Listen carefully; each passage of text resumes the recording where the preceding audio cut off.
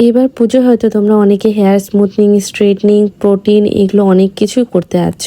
তো আমি তোমাদের কিছু রেজাল্টও দেখাবো আর কিছু পার্থক্য দেখাবো। এই হেয়ারটা অনেকদিন আগে আমার কাছ থেকে স্মুথনিং করে গেছিল। দেখো জাস্ট উপরের দিকটা কার হয়েছে, বাট নিচের দিকটা কিন্তু স্ট্রেটই রয়েছে। তো এটা করার প্রসেসিং কিন্তু আমাদের আলাদা থাকে, যেমনটা কিনা আমরা স্ট্রেট করি অন্যরকম ভাবে, এটার প্রসেসিংটা কিন্তু একদমই অন্যরকম থাকবে। তো এটাকে আমরা রিবন্ডিং করবো এখন, মানে স্মুথনিং টাইপসেরই, বাট এটার ম্যানেজ গুলো অন্যরকম ভাবে করতে হবে। তো এটা ট্রিটমেন্টটা আমরা এখন শুরু করব। ফার্স্ট আমরা উপরের দিকটা ক্রিম লাগাবো, দেন আমরা পরের সেকশন গুলো করতে থাকবো। তো এখানটায় তারপরে একটা ক্লায়েন্ট আসলো, সে আসলো হেয়ার কাটিং করতে, তাকে আমি লেয়ার কাট করে দিচ্ছি। তারপরে এই বোনটি আসলো ওর হেয়ারে স্মুথনিং করতে, বাট ওর হেয়ারটা একদম ড্যামেজ। দেখো আমি জাস্ট কয়েকটা চুল তুলছি আর বাকি চুলগুলো কিন্তু ওর সঙ্গে সঙ্গে এসে যাচ্ছে, কারণ চুলগুলো ছিল একদম জটা। তারপর আরেকটা ক্লায়েন্ট ছিল, সে ছিল হাইলাইট করতে, দেন আরেকজন আসলো, সেও হাইলাইট করতে। এইভাবে হেয়ার কাটিং, থ্রেডিং এরকম করেই চলছে।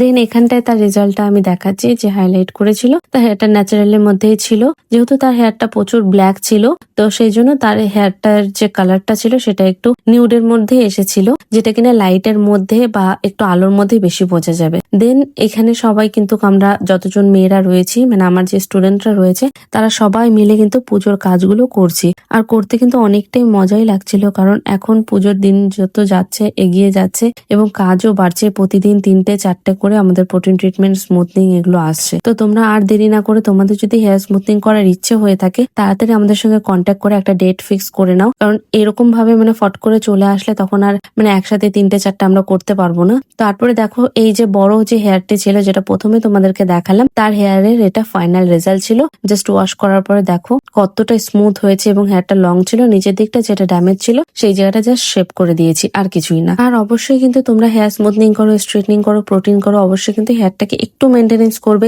যেমন আয়রন জলটা ব্যবহার করবে না, যে কোনো কালার হেয়ারে ইউজ করবে না, এবং নর্মালি হেনা এগুলো অ্যাভয়েড করবে, এবং শ্যাম্পু মাস্কটা একটু ভালো নেবে, যাতে হেয়ারটা অনেকটা ভালো থাকে এবং যাতে ম্যানেজ করা যায়। সিরামটা কিন্তু রেগুলারলি ইউজ করতে হবে। আর এটা ছিল প্রোটিন ট্রিটমেন্ট। প্রোটিন ট্রিটমেন্টের রেজাল্টটা একবার দেখো, হেয়ার গুলো জাস্ট মানে এত সফট হয়েছে, তোমরা দেখলেই বুঝতে পারবে, এবং হেয়ারের কালারটাও কত সুন্দর এসেছে। আগেরটা যেটা ছিল সেটা ছিল হেয়ার স্ট্রেটনিং, এটা হচ্ছে প্রোটিন ট্রিটমেন্ট। দেখো একদম হেয়ার গুলো একটার সঙ্গে একটা কিন্তু লেগেই থাকবে এবং ড্যামেজটা কিন্তু অনেকটাই রিপেয়ার হবে। এবার পুজোয় যারা চাইছো যে হেয়ার প্রোটিন ট্রিটমেন্ট করবে, অবশ্যই কিন্তু করতে পারো। হেয়ার প্রোটিন ট্রিটমেন্ট এবং স্মুথনিং এর মধ্যে কিন্তু অনেকটা ডিফারেন্স রয়েছে এবং অনেকটাই পার্থক্য রয়েছে। যারা হেয়ার স্মুথনিং করেছো তারা হয়তো এবার প্রোটিন ট্রিটমেন্ট করলে অনেকটাই তোমরা পার্থক্যটা বুঝতে পারবে। তো এটা ছিল হেয়ার প্রোটিন ট্রিটমেন্টের রেজাল্ট। আশা করছি তোমাদের অনেকটা ভালো লাগবে। এবার পুজোর সময় কিন্তু তোমরা হেয়ার প্রোটিন বলো, যে কোনো জিনিসই কিন্তু করতে পারছো। আর সঙ্গে কিন্তু তোমরা হাইলাইট কালার পেয়ে যাচ্ছ, হেয়ার কাট পেয়ে যাচ্ছ, এবং তোমরা চাইলে হেয়ার পুরো হেয়ারে কালার করতে পারো বা হাইলাইটও করতে পারো।